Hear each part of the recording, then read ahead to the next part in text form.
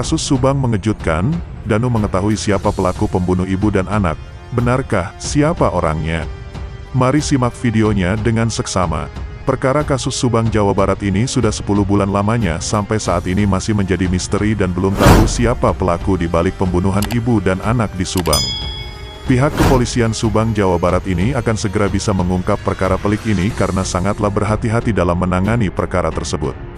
Mengenai Ramdhanu alias Danu yang tidak lain adalah keponakan almarhumah Tuti, dia dijadikan saksi. Berawal dari saksi Yosep bahwa saksi Ramdhanu juga memiliki akses keluar masuk ke rumah TKP. Saat itu munculnya saksi Ramdhanu ini disebut sebagai Mr. X dalam perkara kasus ini. Hal ini karena penyidik kepolisian Subang Jawa Barat kala itu mengatakan siapa saja orang dekat kedua almarhumah yang memiliki akses keluar masuk ke rumah tempat kejadian perkara selain dari Yosef dan juga Yoris.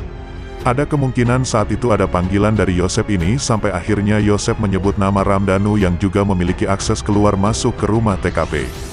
Setelah saksi Ramdhanu dijadikan saksi, terperiksa pernyataan Ramdhanu ketika diwawancarai secara eksklusif terlihat seperti orang kebingungan dan memberi pernyataan yang sangat tidak masuk di akal.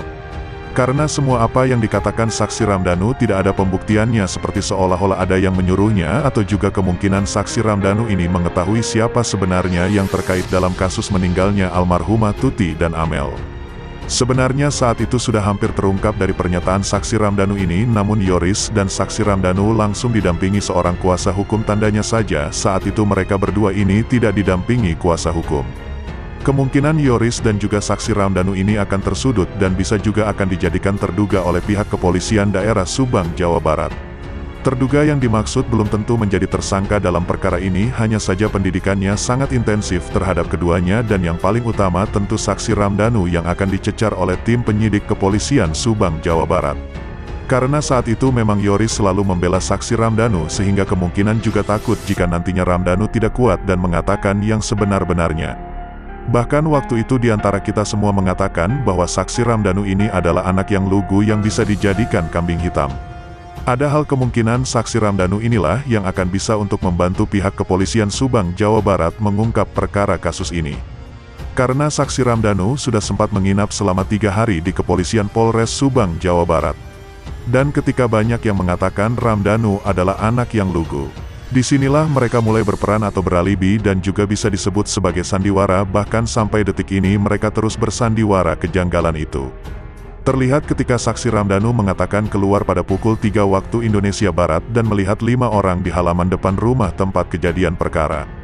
Lalu kemudian ketika mengatakan mencurigai Yosep yang berganti pakaian dan juga mengatakan memiliki saudara kembar, dan kejanggalan selanjutnya ketika saksi Ramdhanu bertemu sosok Banpol lalu diminta untuk menguras bak mandi di dalam rumah tempat kejadian perkara.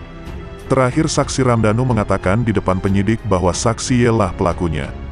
Dia juga tidak mau menandatangani berita acara pemeriksaan dan ucapan-ucapan dari saksi Ramdhanu ini sangat berani sekali karena waktu itu Ramdhanu selalu dibela oleh Yoris dan ditambah lagi dengan didampingi pendamping hukum. Seorang Ramdhanu tidak mungkin berani untuk berbohong dan tidak mungkin tidak mau menandatangani berita acara pemeriksaan jika tidak dibacking oleh seseorang atau ada yang membelanya di belakang saksi Ramdhanu.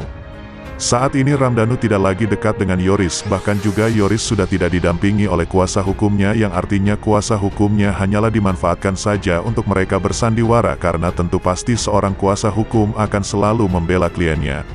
Kita semua tahu bahwa Yoris tidak mau sama sekali untuk didampingi seorang kuasa hukum. Lalu kemudian mencari pendampingan hukum dan terakhir menjadi klien Rohman Hidayat yang tidak lain adalah kuasa hukum dari Yosep. Kemudian Yoris kembali mundur sebagai klien Rohman Hidayat yang kemungkinan semua itu semata-mata untuk menutupi sandiwara Yoris, Ramdhanu dan juga istrinya bernama Yanti. Bagaimana menurut kalian? Masukkan komentar Anda di kolom komentar. Sekian informasi yang dapat kami sampaikan. Sampai jumpa di video berikutnya. Terima kasih.